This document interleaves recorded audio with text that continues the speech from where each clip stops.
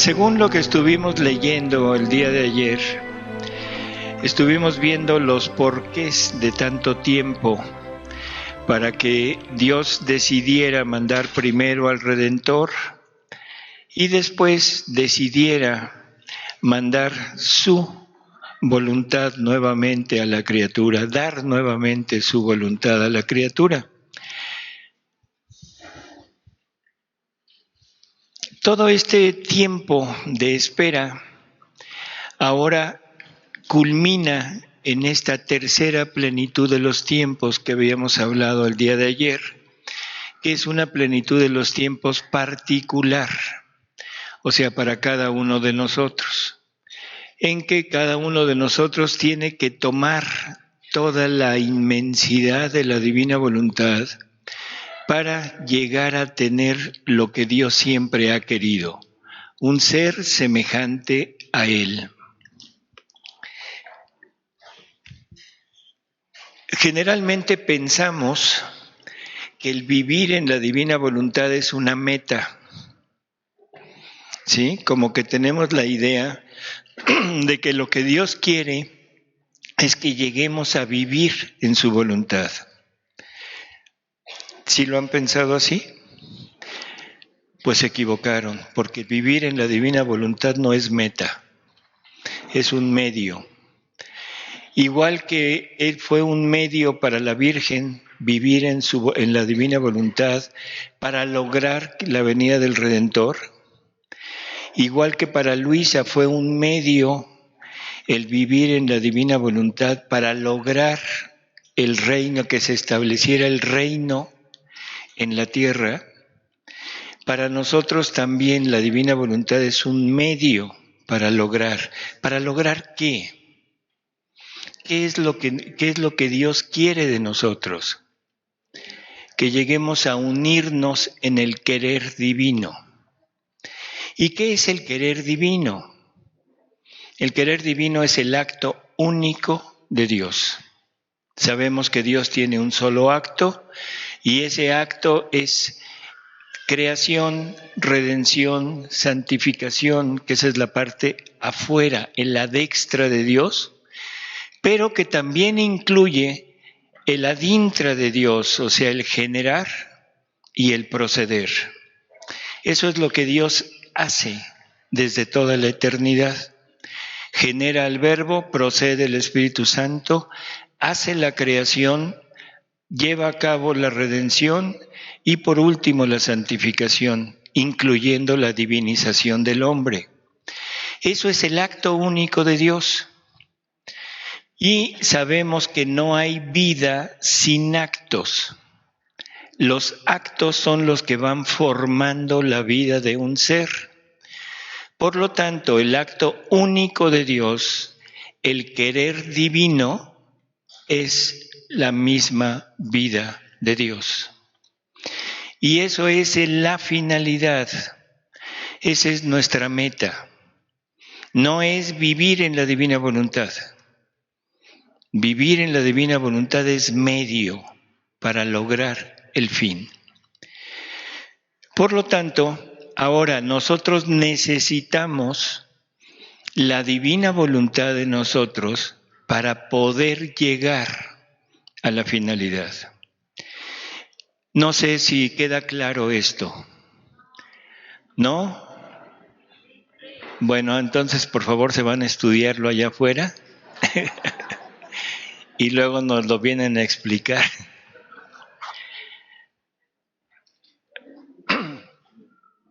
Los que hayan leído algo de Luisa, o sea, ya un poquito más adelante de los primeros libros, se habrán dado cuenta que hay dos formas de actuar en la divina voluntad.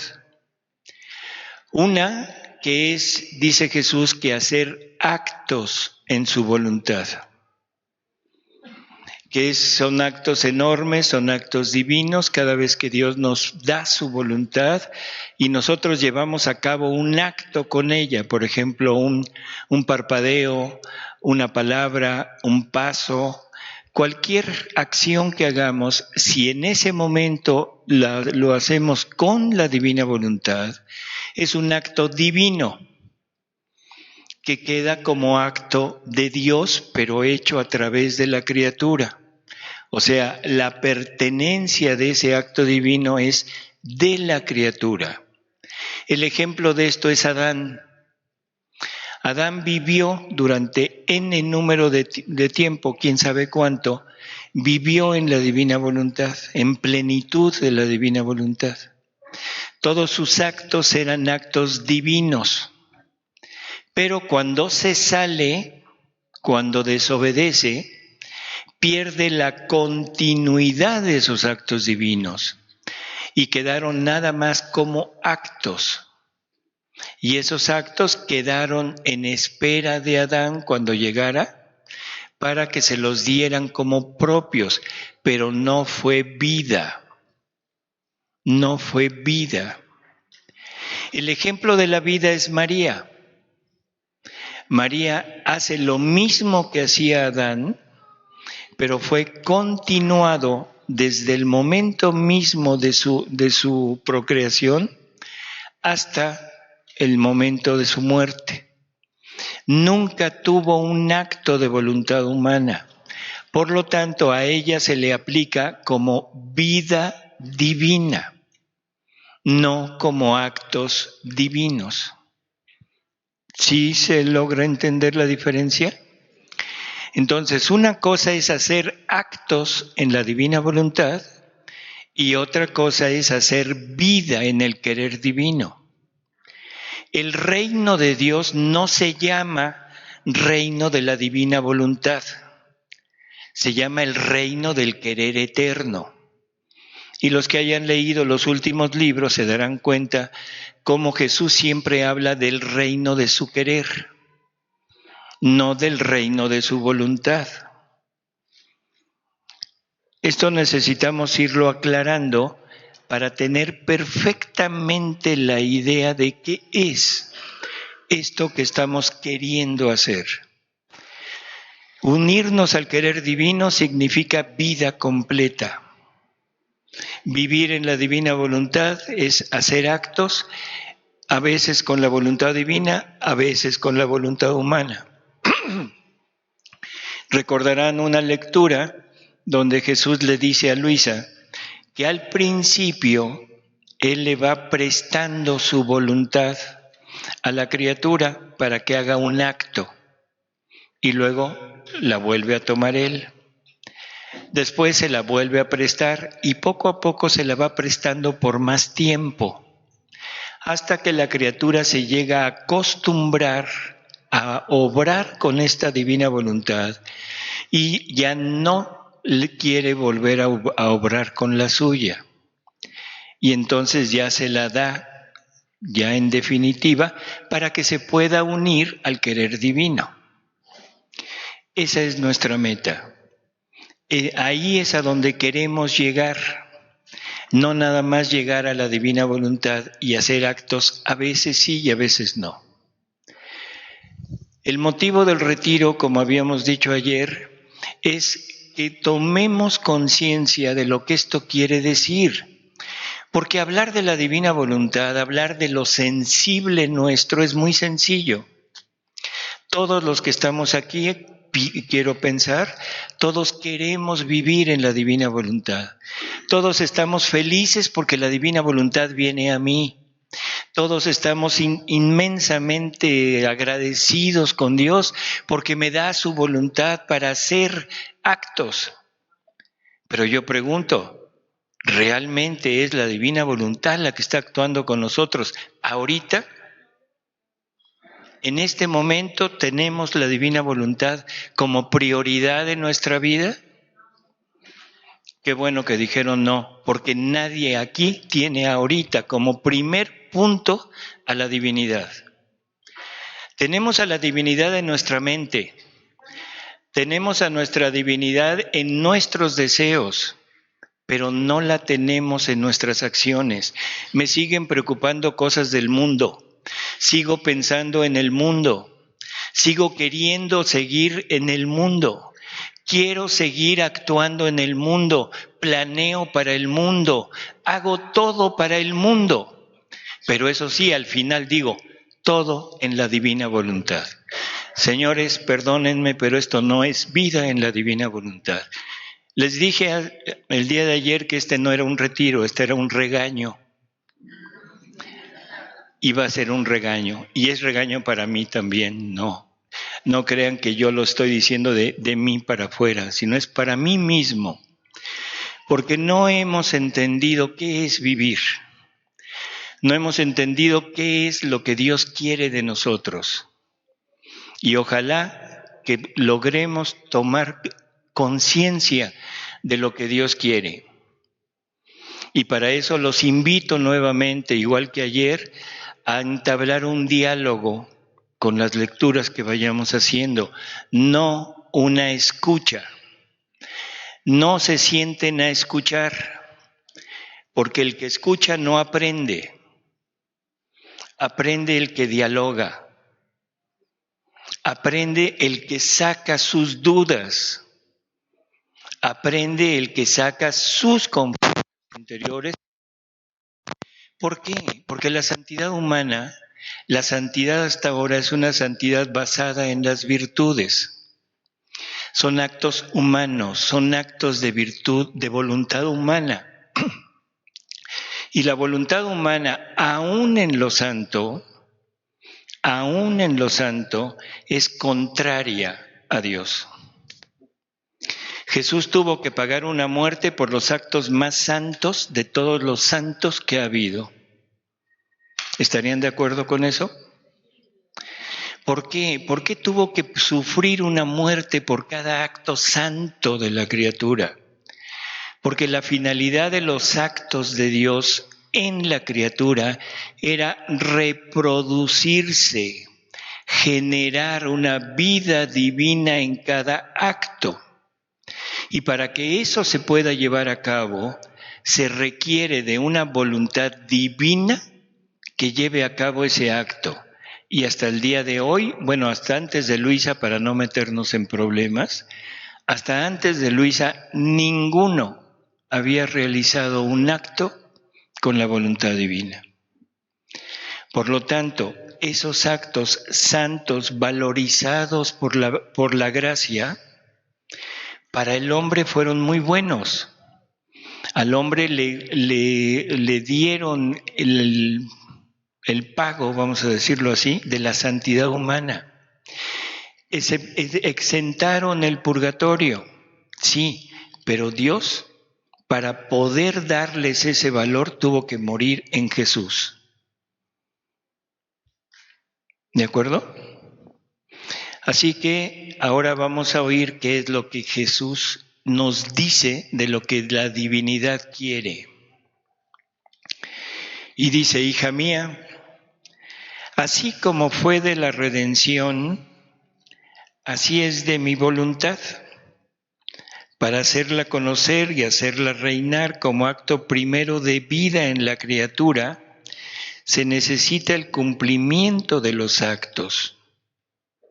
También tú, a ejemplo de mi celestial mamá y del mío, debes en mi misma voluntad abrazar todos los actos hechos en el Antiguo Testamento, los de la Reina del Cielo, aquellos hechos por mí, aquellos que se hacen y que se harán por todos los buenos y santos hasta el último de los días, y a todos les pondrás tu sello de correspondencia, de amor, de bendición, de adoración con la santidad y potencia de mi voluntad. Nada te debe escapar. Esto fue lo último que leímos el día de ayer. Esto es lo que Luisa tuvo que hacer para lograr la venida, el establecimiento del reino en una criatura salida de pecado original. Tuvo que abrazar a toda la humanidad y recibir en ella todo el amor que Dios ha sacado para toda la humanidad, corresponderlo y gracias a eso nosotros conseguimos la posibilidad de llegar a vivir en este reino. Dice: Nuestra divinidad es llevada naturalmente a la generación. ¿Qué quiere decir esto? ¿Qué quiere decir generación? Quiere decir poner un ser semejante a mí, igual a mí, pero fuera de mí. ¿De acuerdo? Cuando el Padre genera al Verbo, ¿qué pasa? Se reproduce. O sea, es todo el Dios, todo el Padre, ahora puesto en el Hijo. ¿De acuerdo? Y la pregunta es, ¿son iguales? ¿El Padre y el Hijo son iguales?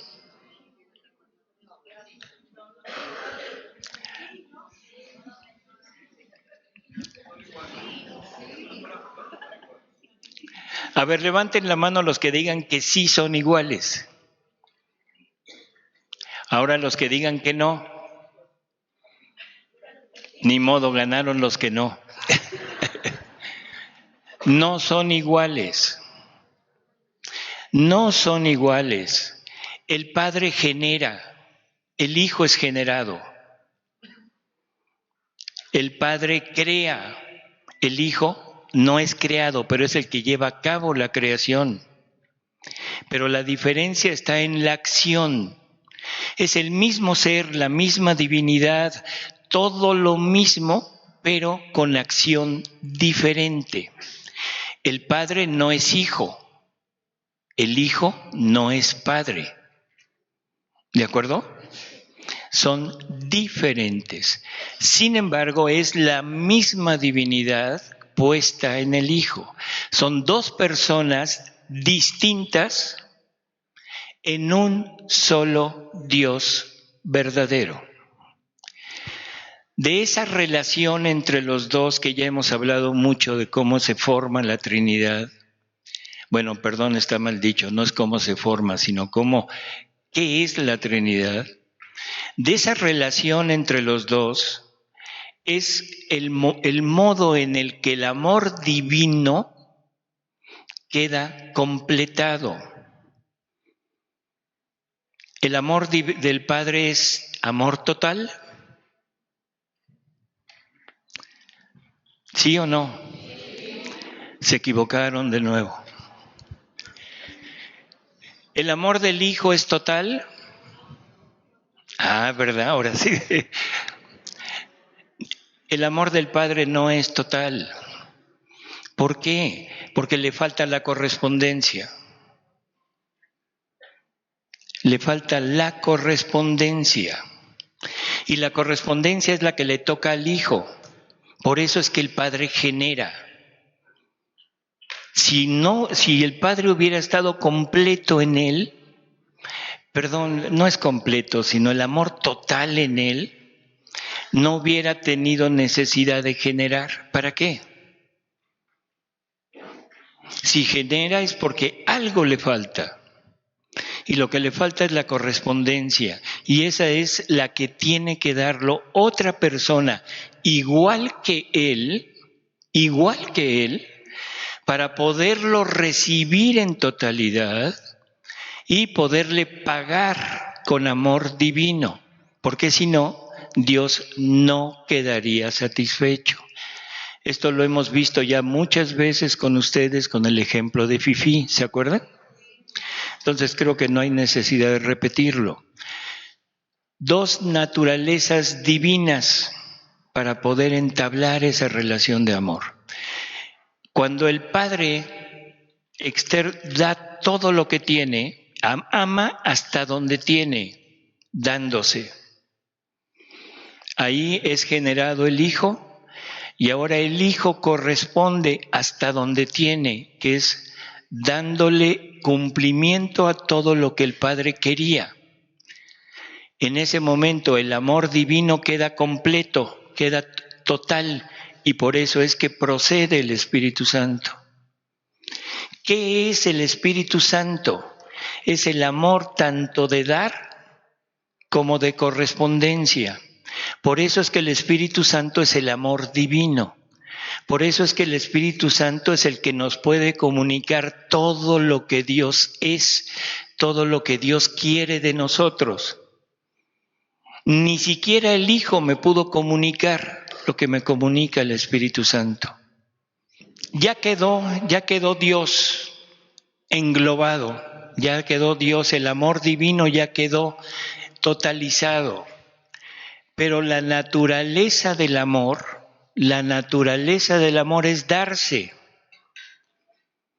Ahora que ya está completado en Él, que ya Dios está satisfecho dentro de Él, pero ahora queda algo por hacer. ¿Qué es? Que fuera de Dios no hay nada. Y un bien no es completo si no se tiene por dentro y por fuera. Si nada más lo tengo por dentro, no es completo. Si nada más lo tengo por fuera, quedo insatisfecho. Entonces Dios necesita un ser por fuera para poder entablar esa misma relación de amor. Y el único capaz de poder recibir el amor divino, porque el amor divino es Dios mismo, el único capaz es Dios. No hay posibilidad de otro ser. Es más, no había ningún ser. Está Dios solo. ¿Qué es lo que Dios hace para poder llevar a cabo esa necesidad de amor, satisfacerla? Tiene que crear un ser fuera de él, capaz de recibirlo a él y capaz de darle amor divino. En pocas palabras, ¿qué hubiera necesitado? Crear un Dios fuera de él, ¿sí? ¿Y lo habría podido hacer? ¿Sí? Ahora ya no dicen mucho. ¿Dios hubiera podido crear otro Dios? Por supuesto que no. Por supuesto que no hubiera podido crear un Dios, porque en el momento de crearlo, ese Dios ya sería diferente. Sería un Dios creado, no un Dios infinito, eterno. ¿De acuerdo? No había forma de que Dios satisfaciera su necesidad de amor creando. Por eso es que es el Verbo eterno, la segunda persona de la Trinidad, Dios mismo, quien se tiene que salir, poner fuera de la dintra, ponerse fuera, para que sea Él el que reciba toda esta divinidad. Él sí la puede recibir y puede pagar de la misma manera. Entonces se decide que sea el Verbo eterno, la segunda persona de la Trinidad, quien se salga de la Trinidad, y el Padre le crea un vehículo para que se pueda desarrollar en el afuera. Y el vehículo fue una humanidad.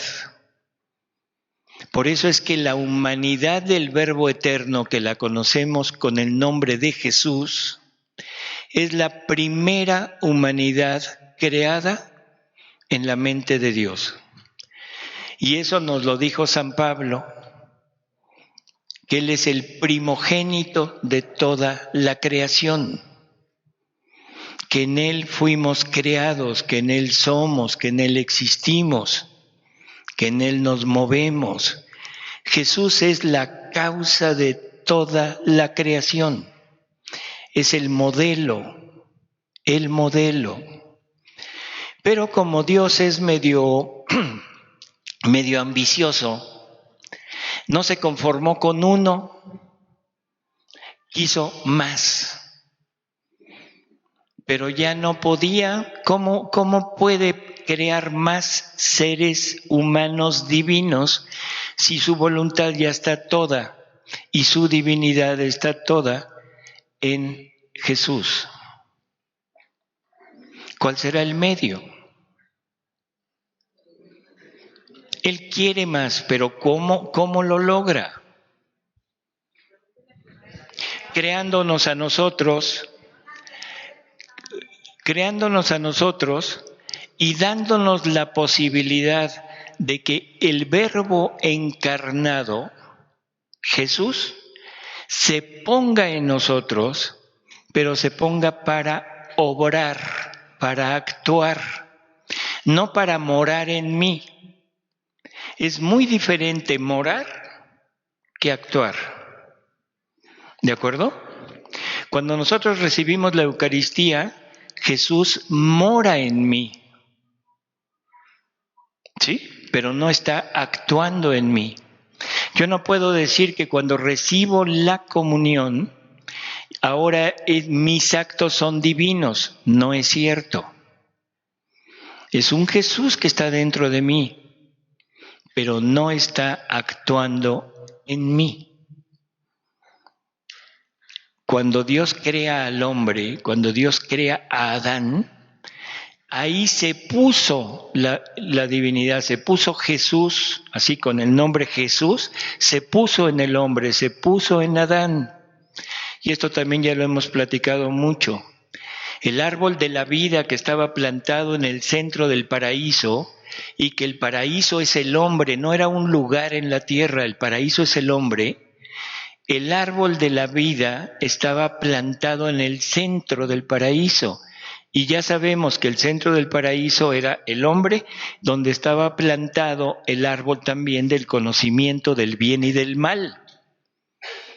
Y que ese árbol del conocimiento del bien y del mal es la voluntad humana. En ese árbol estaba injertado el bien, que es Dios. Porque si no está el bien, no puede existir el mal. ¿Estamos de acuerdo en eso? Si no hay bien, no hay mal. Por lo tanto, para que el mal exista, se requiere forzosamente la presencia del bien. Por eso ese árbol es tan curioso, porque es un árbol que me da el conocimiento de dos cosas opuestas. El bien, que es Dios, que ya estaba conmigo, y el mal, que es mi voluntad humana, capaz, porque a Dios así la creó, Dios creó mi alma con todas las condiciones necesarias para rechazar a Dios. ¿Se entiende eso?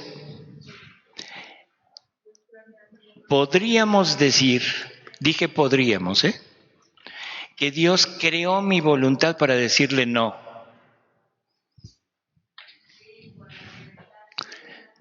Esto, por favor, vamos, si les genera problema, me lo dicen. Dios creó mi voluntad para decirle no.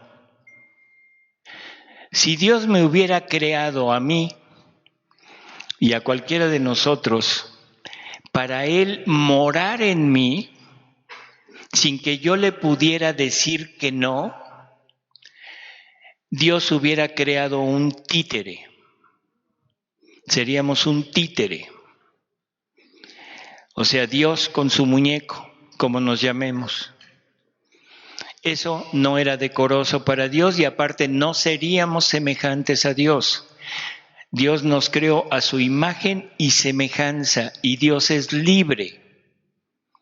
El hombre tiene que ser libre forzosamente para poder entablar esa relación de amor con Él. ¿Qué se necesita para que yo libremente acepte tener la vida divina en mí? ¿Qué se necesita? Se necesita una opción, porque nunca puedo llevar a cabo un acto libre si no tengo cuando menos dos opciones. Si no puedo escoger y me dicen, ¿qué quieres tomar? Mira, hay agua y agua. Digo, bueno, pues voy a tomar agua. Ahí no hubo libertad. ¿Sí? Se necesita que haya agua y cerveza. No, coca. Tequila. O sea, se necesita que haya una opción forzosamente para poder libremente decidir. ¿Y qué se necesita para decidir lo contrario de lo que Dios quiere. Tener lo suficiente para vivir solo, separado de Dios. O sea, Dios me dio todas las capacidades y todos los atributos necesarios para decirle: no te necesito, vivo solo. Eso es lo que hemos hecho toda la vida, vivir solos, sin Dios. Así que Dios se juega, entre comillas, un juego de azar. Dios fue a Las Vegas y apostó a la ruleta. ¿Y qué pasó? Perdió. Perdió es un decir, porque en esa pérdida estuvo su ganancia. No sé si se entienda. En la pérdida de Dios es cuando Dios gana. Es lo mismo que pasó en la redención. Cuando Jesús es supuestamente vencido, en el momento que está Jesús siendo crucificado y muriendo Jesús, para el mundo Jesús está perdiendo. Para Dios, en ese momento, Jesús está ganando. En el momento que para el hombre es oprobio, para Dios es gloria. Igual, lo mismo pasó aquí. En el momento que el hombre se sale de su voluntad, en ese momento Dios está consiguiendo a su criatura libre. Y está consiguiendo cosas que nunca hubiera podido tener si el hombre no se sale. ¿Qué cosas consiguió Dios con la salida del hombre?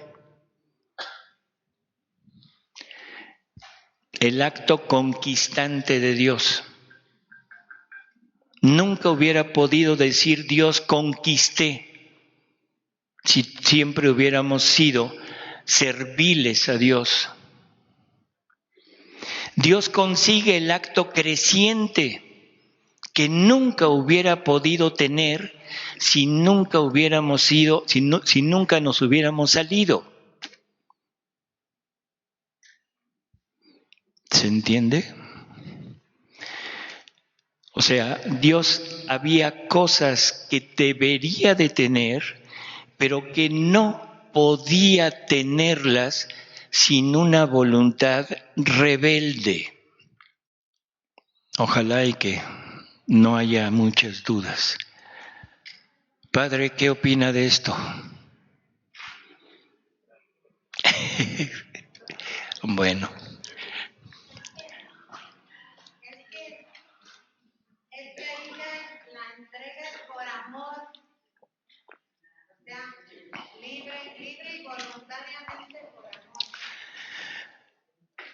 Así es, o sea, es la única manera de poder tener esa capacidad libre de decidirnos por Dios.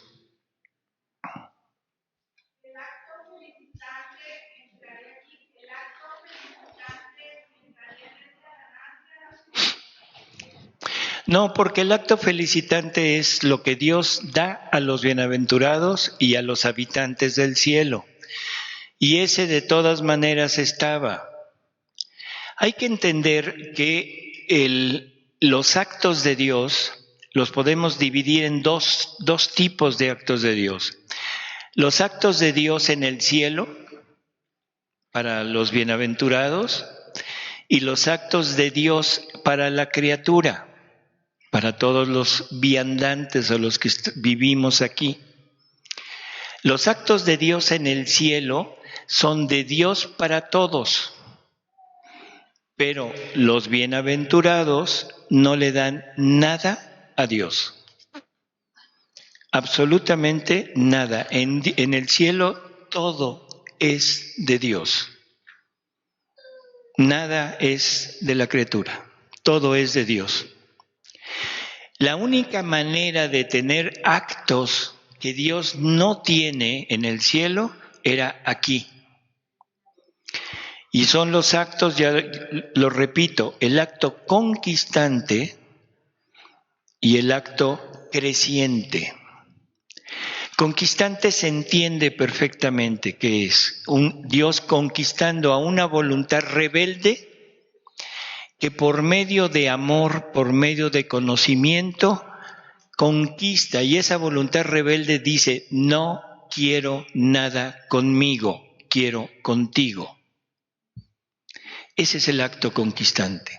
El acto creciente es aquel acto en el cual la criatura que ya aceptó a Dios, cada vez que actúa en esta divina voluntad, es una vida divina de más que va agregando a su vida para hacer crecer la vida divina de cada uno de nosotros. El ejemplo es una casa. Cuando construimos una casa, vamos poniendo tabiques.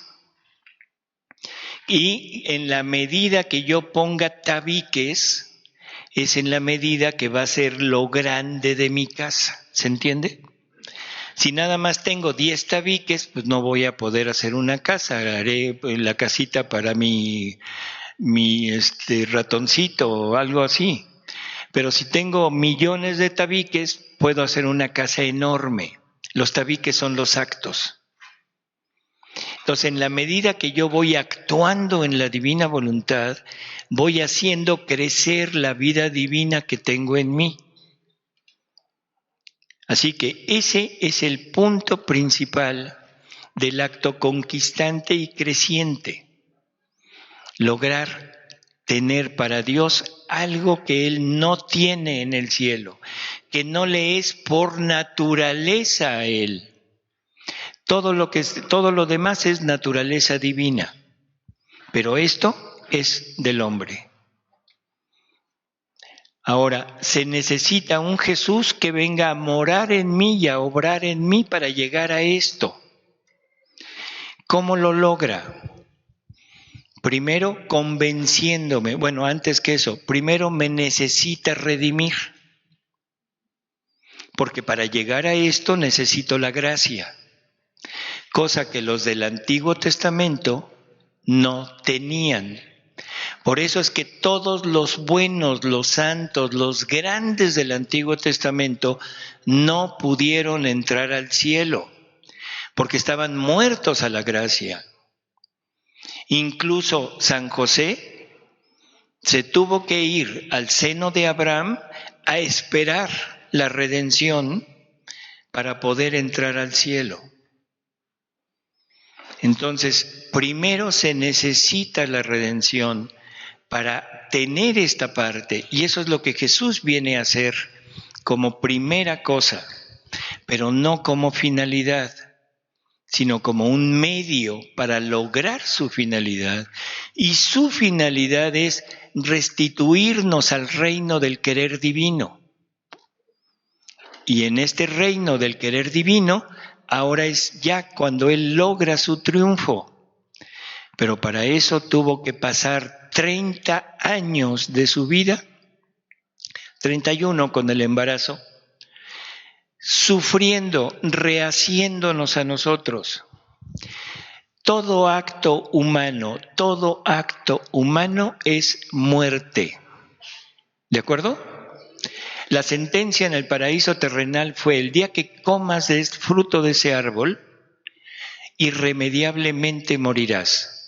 Y el fruto del árbol era el acto humano sin la unión con la voluntad divina.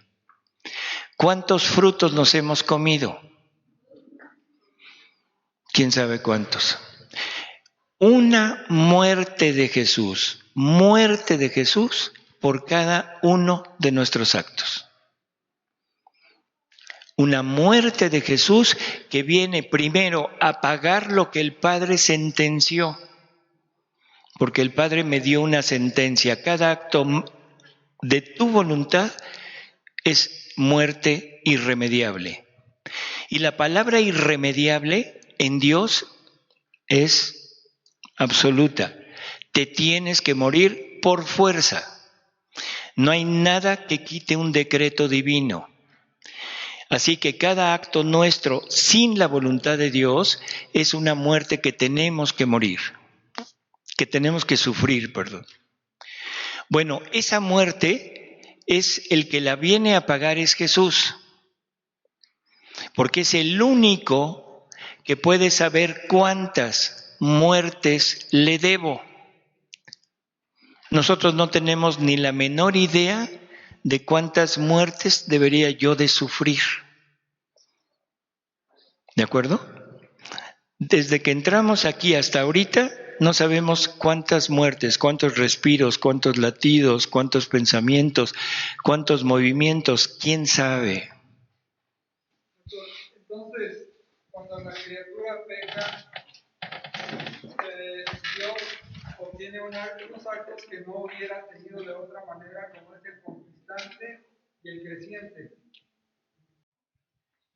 No, lo dijo de una manera que no es real. No, porque entonces estaríamos diciendo que Dios lo que quiere es que yo peque. Entonces, ¿queremos darle gloria a Dios? Sí, ¿verdad? Vámonos a pecar. No. ¿Sí se entiende cuál es la de...? Es lo que quería preguntar. ¿Cómo asociar esta idea con lo querido? Por eso, el momento en el que Dios me da la voluntad libre, con todo lo necesario para que yo le diga que no, Dios está esperando mi decisión. Dios hubiera querido que por conocimiento, Adán hubiera dicho sí, y ahí hubiera conquistado y hubiera tenido el acto creciente. Como Adán dijo que no, entonces ahora lo consigue por el otro lado. Ahora tiene que conquistar a una voluntad rebelde en cada uno de nosotros y llevarnos a ese punto. Pero no es que Dios quiera que peque, ¿sí? Porque si no sería como un Dios maquiavélico. O sea, yo te creo para que peques, pero hay de ti si pecas. No, ni Dios lo quiera. Mejor nos vamos con el demonio. Sí. ¿No es lo mismo un pecado que un acto humano santo? Ahorita íbamos para allá. Entonces, cada acto nuestro es una muerte que yo tengo que recibir.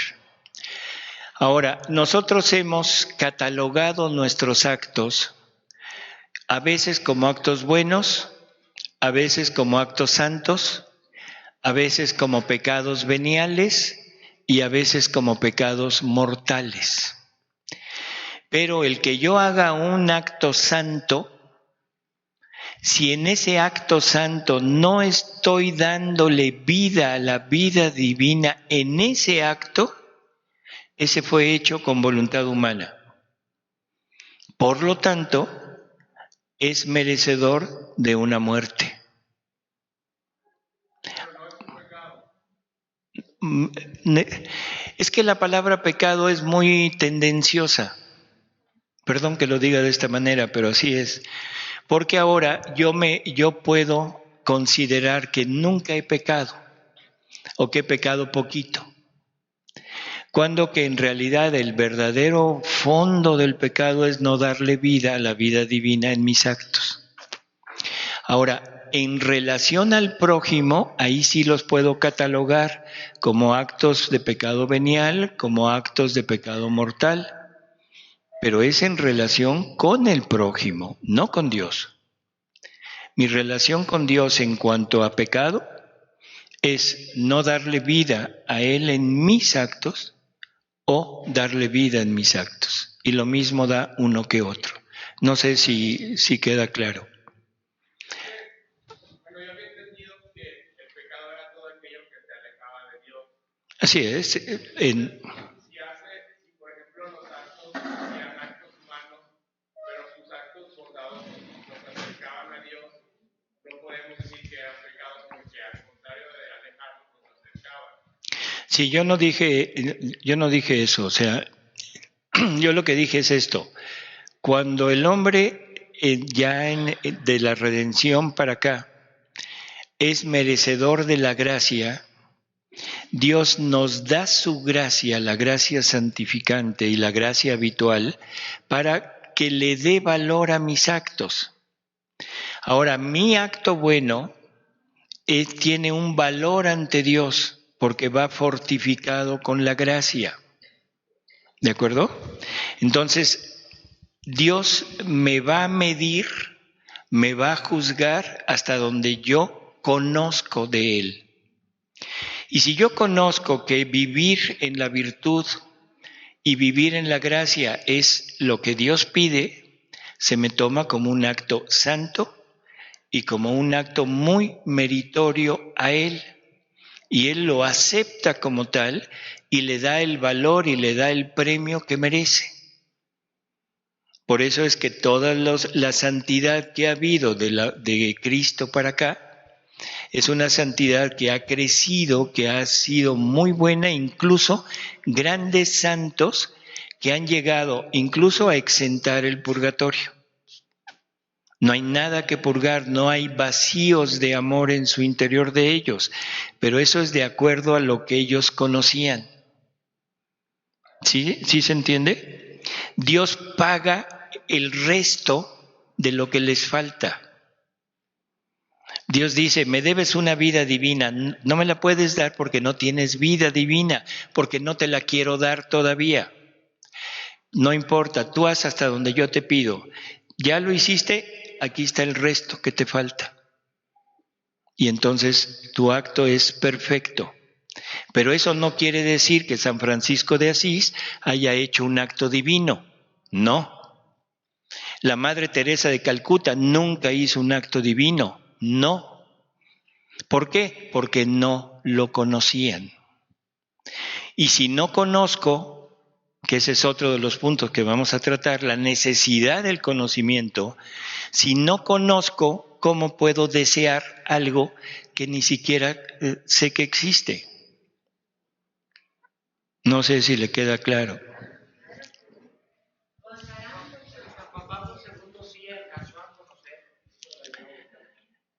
Yo pienso que sí. ¿Y por qué lo pienso? Porque se le entregó a Ratzinger, al cardenal Ratzinger en aquel tiempo, que era cuando estaba Juan Pablo II, se le entregó en la mano, escrito sobre la condena de Luisa. Todo lo que Jesús le habla a Luisa de la condena de sus escritos, se lo entregamos al Ratzinger así, en la mano. Se fue de espaldas el Señor porque era el tiempo en que iban a beatificar a Aníbal di Francia. Y Aníbal di Francia fue el que puso el Nihil Obstat en los libros, en los primeros 19 libros de Luisa. Iban a beatificar a alguien que había dado su autorización a libros que la Iglesia había condenado. Entonces el Señor se fue de espaldas porque dijo, ¿y esto dónde está? Lo tienen ustedes. Nunca dijo nada, no supimos nada, pero poco tiempo después beatifican a Aníbal di Francia y ahora ya es santo. Ya no nada más es beato, ya es santo. Bueno, eso quiere decir que Cardenal Ratzinger debe haber leído. Y nos lo ratifica algo que ya se los he comentado, perdón por la repetición, pero creo que vale la pena. Don Ricardo Guízar, que acaba de fallecer, cuando era obispo de Atlacomulco, que después lo pasaron a Tlalnepantla como obispo y luego como arzobispo de Tlalnepantla, en una comida nos dijo, Cardenal Ratzinger me mandó llamar para encargarme que fuera con Monseñor Carata, que era el obispo de donde era Luisa de Trani. Dice, me encargó que les fuera a pedir que abrieran la causa de Luisa, porque Luisa es la salvación de la Iglesia. Si fue mentira, entonces don Ricardo Guízar está en el purgatorio pagando por mentiroso. Eso ya no sé. Pero eso fue lo que nos dijo. El cardenal Ratzinger lo leyó. Y si tenemos oportunidad podemos hablar un poquito de lo que cardenal Ratzinger, cuando fue Benedicto XVI, habla de la divina voluntad. Y habla perfecto, que el hombre solamente estará completo cuando asuma como propia la voluntad divina. Cardenal Ratzinger era el segundo de Juan Pablo II. ¿Habrá sabido o no? Lo más probable es que sí. A lo mejor él sí conoció y sí vivió. Cardenal Ratzinger, Benedicto XVI emérito, seguramente está viviendo ahorita esto. Por eso son palabras que podríamos achacárselas a que sí sabe, ¿sí? Bueno. Entonces, volviendo al tema, Dios quiere, Dios necesita de criaturas que vivan en su voluntad, porque Dios tiene necesidad de generarse. Entonces, nuestra divinidad es llevada naturalmente a la generación. No hace otra cosa que generar continuamente. Y todas las cosas creadas por nosotros llevan consigo la virtud generadora de su Creador. El sol genera la luz en cada ojo humano, en cada obra y paso. Parece que se multiplica por cada hombre, por cada planta y por cada punto de la tierra. Si no tuviera la virtud de conexión con su Creador generador, el sol jamás podría dar luz a todos ni estar a disposición de cada uno. La flor genera otra flor, toda igual a ella. La semilla genera otra semilla. El hombre genera otro hombre. Así que todas las cosas llevan consigo la virtud generadora de su Creador.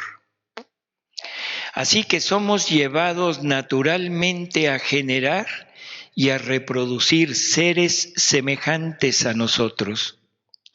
Por eso te he llamado en nuestro seno, a fin de que viviendo con nosotros, tu querer, difundiéndose en el nuestro, sea grande, genere junto con nosotros santidad, luz, amor, y multiplicándose junto con nosotros en todos, genere en los demás lo que ha recibido de nosotros. Lo único que nos queda por hacer respecto a la creación es que nuestra voluntad obre en la criatura, como obra en nosotros. Nuestro amor quiere hacer salir de nuestro seno a nuestra voluntad para ponerla en la criatura, pero va buscando a quien esté dispuesta, quien la conozca y la aprecie y genera en ella lo que genera en nosotros.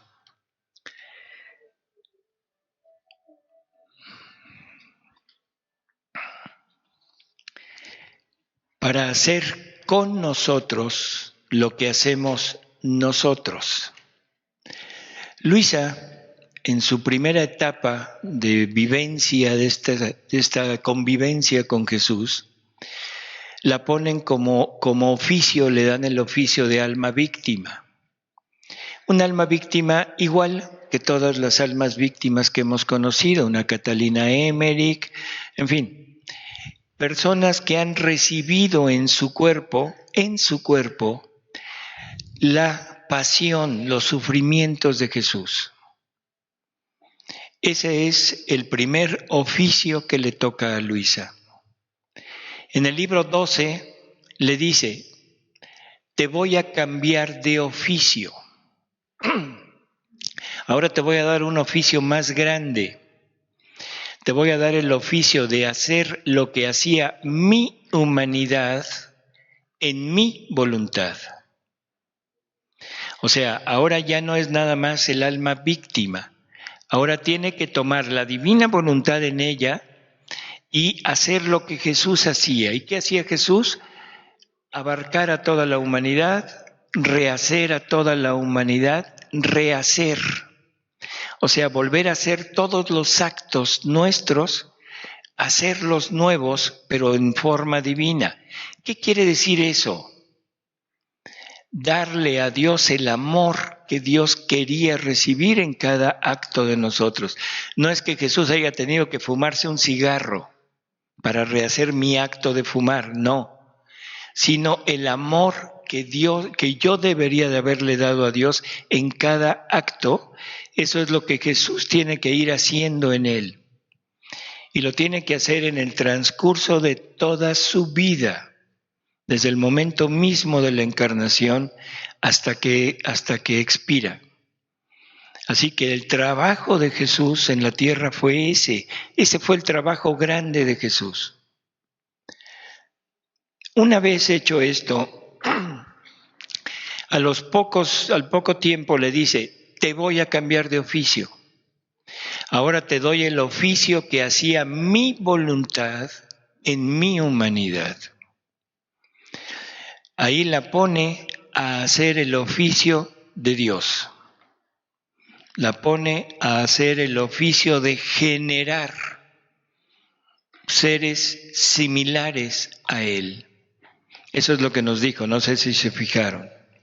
Ahora eres tú la que va a generar en los demás. Luisa está generando en nosotros. Luisa está reproduciendo vida divina en cada uno de nosotros, siempre y cuando estemos dispuestos.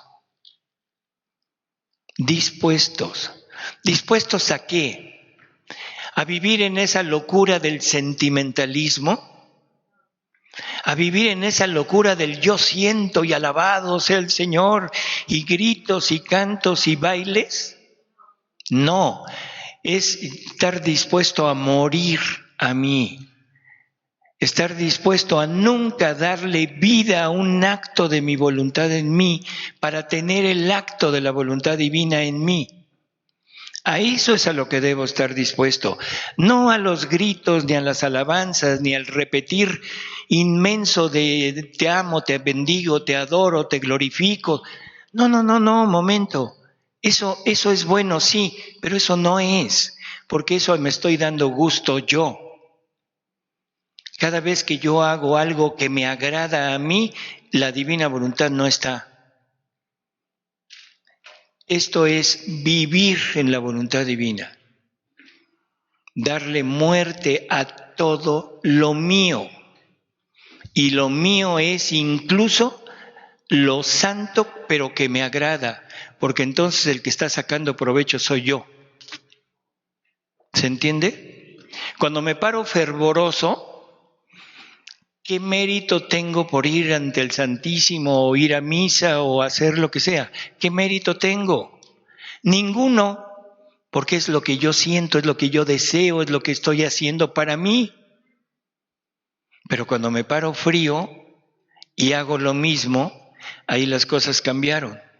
¿Por qué? Porque le estoy dando muerte a lo que yo estoy sintiendo para hacer lo que debo hacer. Y lo que debo hacer es la vida divina en mí. Que es lo mismo que hacía la voluntad divina en la humanidad de Jesús. Eso es lo que debo hacer yo ahora. Lo que hacía la voluntad divina en la humanidad de Luisa es lo que yo tengo que recibir como generado de Luisa para mí. Mientras yo le esté dando gusto a mi voluntad, no estoy viviendo en la divina voluntad. Se trata de la acción. La intención, vamos a aclarar, Dios no tiene intenciones. Las intenciones son del hombre. ¿Qué quiere decir intención? Desear hacer algo. Y para llegarlo a hacer, ¿qué necesito?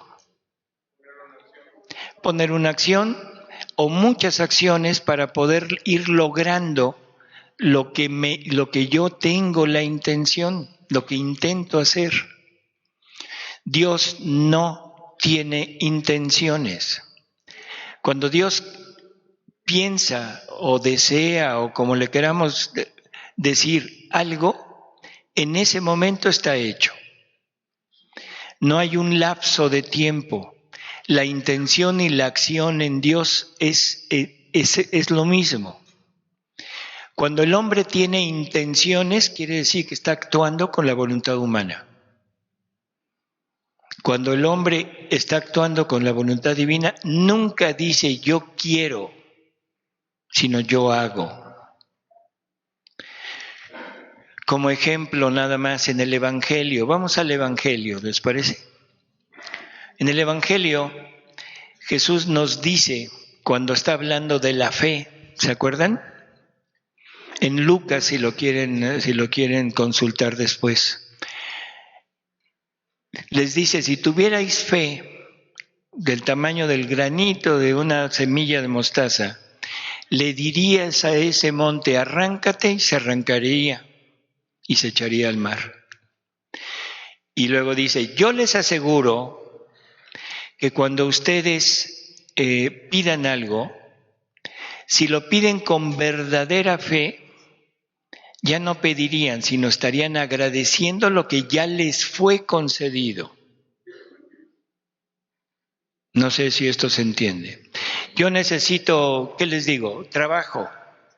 Y voy ante el Jesús y le digo, Señor, ayúdame a conseguir trabajo, por favor.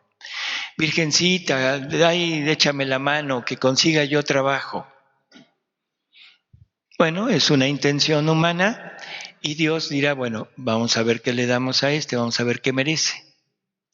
Pero si yo tuviera la fe, realmente fe en Dios, yo llegaría y le diría, Señor, te agradezco por el trabajo que me acabas de conseguir. Punto. Y se haría. Y se haría. El problema es que no tenemos fe. El problema es que no tenemos a Dios con nosotros, porque la fe es Dios. Ese es el punto. En el momento que yo pido, ya me salí. Cuando mucho, agradezco. Porque si estoy actuando con la divina voluntad, es la voluntad de Dios, y la voluntad de Dios no hay intenciones, hay acciones. Así que piénsenlo.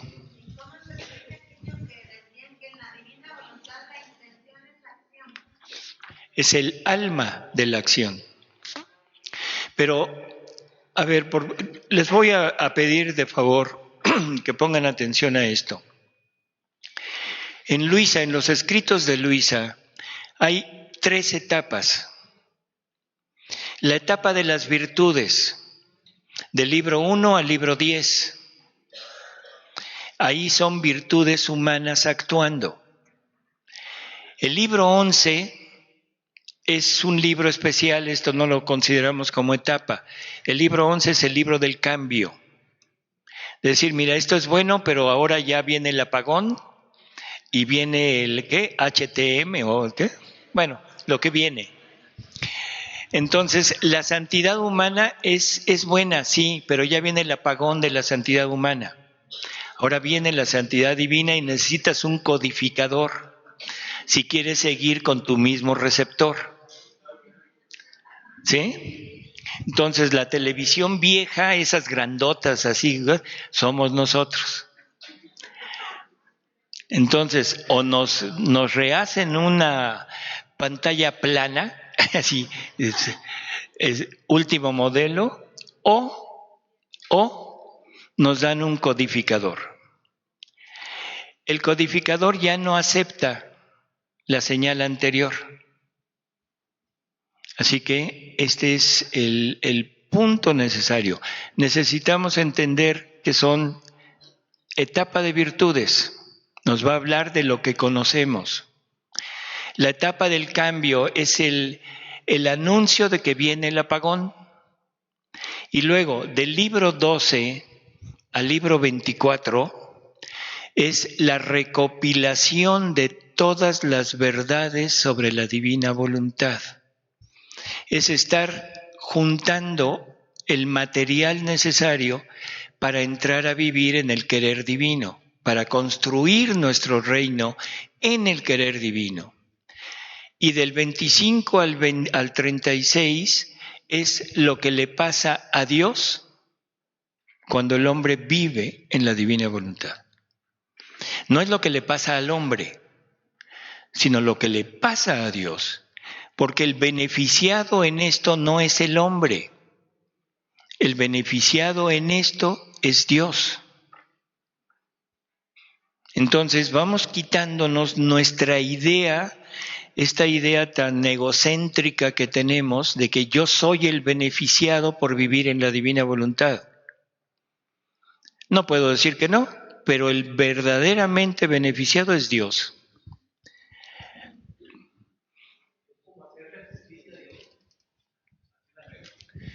Si lo quiere decir de esa manera, sí. Dios, por todo lo que ha hecho, merece un pago. Y ese pago es su vida divina en cada uno de nosotros. Pero este es el punto, y es lo que vamos a ir viendo en el transcurso de las pláticas. ¿Qué se necesita para hacerlo? Porque vuelvo a repetir lo que dije hace un momento. La sensiblería, sí se entiende, ¿verdad? La sensiblería nos abarca, nos absorbe y nos deja en un punto que nos es imposible entrar a la divina voluntad por lo que estoy sintiendo. Y Dios no se fija en los sentimientos.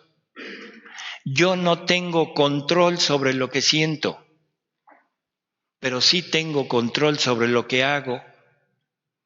Entonces, lo que a Dios le interesa es mi voluntad, no mi sentimiento. Incluso hay una lectura que la vamos a ver después, donde Luisa habla de una persona muy sensible. Y Jesús le dice, sí, mira, las almas sensibles pueden llegar a grandes alturas, pero necesito que se alejen de todo aquello que les excita la sensibilidad. ¿Qué está diciendo? ¿A usted le excita la sensibilidad Padre Pío? Deje a Padre Pío. ¿A alguien le excita la sensibilidad de Juan Pablo II? Hagan a un lado a Juan Pablo II. ¿A alguien le excita la sensibilidad, la renovación carismática? A un lado la renovación carismática. No por ser mala, sino porque eso me impide entrar en la divina voluntad. ¿Sí se entiende? ¿Mi deseo de entrar a la divina voluntad también le impide a Dios? No, ¿por qué? Porque es un deseo. Por eso, pero es un deseo motivado por el conocimiento. Y es un deseo motivado por esa acción de Dios en usted. Aquí hay que morir a los deseos humanos para lanzarse sobre los deseos divinos. Y el deseo divino es entrar en su voluntad. Pero eso no quiere decir que si a una persona le gusta mucho ir a misa o ir a la adoración al Santísimo, por el simple hecho de que me gusta hacerlo, ya no debo hacerlo. No. Una de los errores que hay en la divina voluntad, bueno, no en la divina voluntad, en los que quieren seguir la divina voluntad, es que ya no vamos a necesitar eso. Y por ahí dicen que ya no se necesita ir a misa, que ya no necesitamos comulgar, que ya no necesitamos perdón de los sacerdotes. No, total y absolutamente errado, falso. Eso lo vamos a ver después, ¿sí? Nada más le quiero decir, ¿podemos seguir haciendo lo mismo? Sí. Vivir en la divina voluntad no es un cambio de acción, es un cambio de intención. Entonces, yo voy a seguir yendo a lo que me atrae, ¿de acuerdo? Pero cámbiele la intención. No sé, se lo voy a poner en cosas humanas. ¿A usted le gusta ir a trabajar? Es hijo de la mala vida, dice. Perdón. ¿A usted le gusta ir a trabajar? ¿O usted quiere ir a trabajar para tener dinero, para sostener a su familia, para X cosa? cámbiele la intención. ¿Cuál sería? Ahora quiere ir a trabajar para darle vida a la divina voluntad en su trabajo. Está haciendo lo mismo, pero ya no está todo su ser ya no está puesto en la intención humana, está puesto en la intención divina. Ahora, lo que usted está ganando con ir a trabajar es darle vida a esta divina voluntad ahí, una vida divina por cada acto que haga en su trabajo. ¿A usted le gusta la renovación del Espíritu Santo? Siga yendo, no hay problema, pero no viva la renovación del Espíritu Santo. No sé si se entiende. No se quede metido ahí. No piense que eso es lo máximo. No. ¿Quiere ir? De acuerdo. Váyale a dar vida a la divina voluntad ahí. Y luego deje que la divina voluntad haga lo que quiera hacer en usted. Si lo saca de ahí, no se resista. ¿Sí se entiende? Ok. Cuando el ser humano realiza una acción en beneficio de la humanidad, es satisfacción para Dios y es satisfacción también para ese ser humano que hizo lo que Dios quiere. Por ejemplo, los que nos vinieron a ofrecer estas tarjetas hacen una acción que Dios quiere. ¿Estoy en lo correcto o no falso? En primera, no sé qué sea esa tarjeta.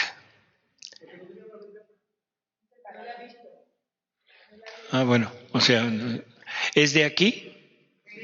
Bueno, la finalidad de lo que se hace aquí es extender el conocimiento de la divina voluntad. Todo lo que se hace cuesta dinero. Perdón, pero vivimos en un mundo material. Y lo que cuesta dinero, pues hay que pagarlo. Una tarjeta de esas, o un libro, o lo que sea, hay que pagarlo. El estar aquí ahorita cuesta dinero, hay que pagarlo.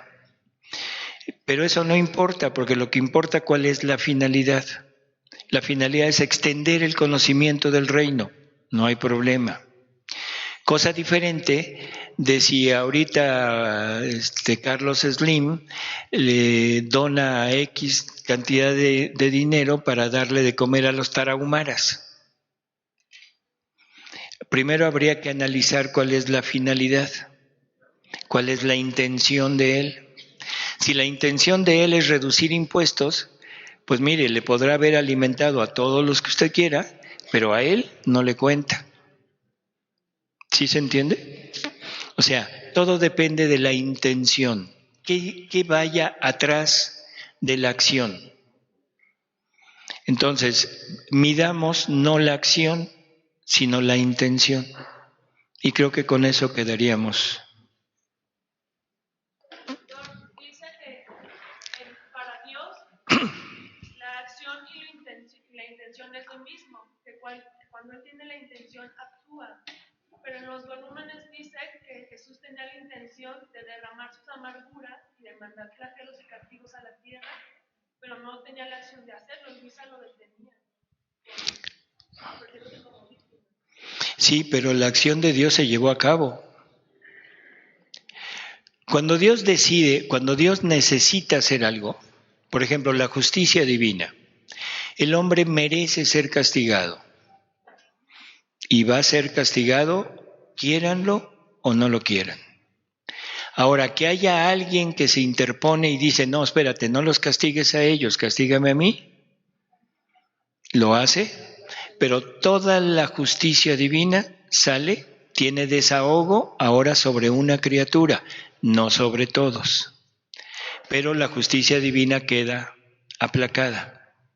Cuando Jesús dice aplacar la justicia, no quiere decir, ya, espérate, cálmate, respira hondo, a ver, 1, 2, no. Es decir, descárgala, pero descárgala sobre otro. Ese es el trabajo de Jesús, de recibir toda la justicia divina. Ese fue el trabajo de María, recibir toda la justicia divina. Ese fue el trabajo de Luisa, recibir toda la justicia divina. Y ese es el trabajo de cada uno de nosotros, recibir la justicia divina. Entonces, Dios calma esa justicia hacia el mundo porque la está derramando en alguien. Por eso es que Luisa se interpone. Y si se acuerda, hay veces que Jesús le dice, déjame derramar en ti. Y derrama sobre ella un líquido amargo. Y hay veces que Luisa no lo puede tragar y lo escupe. Y cuando lo escupe, vienen los castigos. Porque el alma víctima ya no fue capaz de sostener toda la justicia y entonces se derrama sobre la humanidad.